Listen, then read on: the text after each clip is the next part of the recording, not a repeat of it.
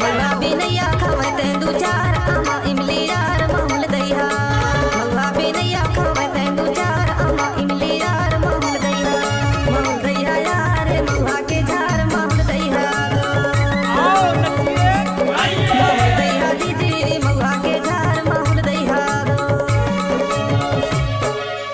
विनीत विश्वकर्मा, घंघारी टोला वाले।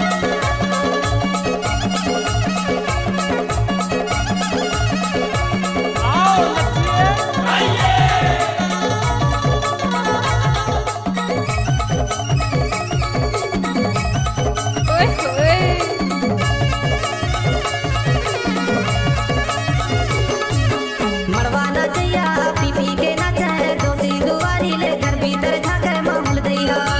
मड़वा नचैया पी पी के नाचे दोषी दुआरी ले घर भीतर झाके माहुल दैहा। माहुल दैहा भैया महुआ के झार माहुल दैहा। माहुल दैहा दीदी महुआ के झार माहुल दैहा। घंघारी टोला वाले।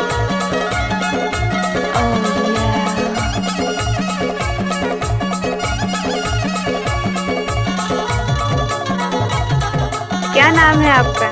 विनीत विश्वकर्मा।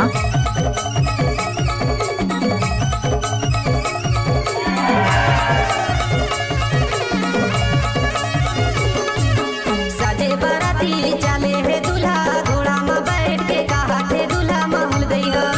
साजे बाराती चले है दूल्हा घोड़ा में बैठ के कहा थे दूल्हा माहुल दैहा।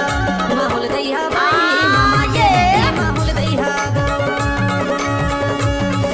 माहुल दैहा भाई मामा के बेटी माहुल दैहा। विनीत विश्वकर्मा, घंघारी टोला वाले।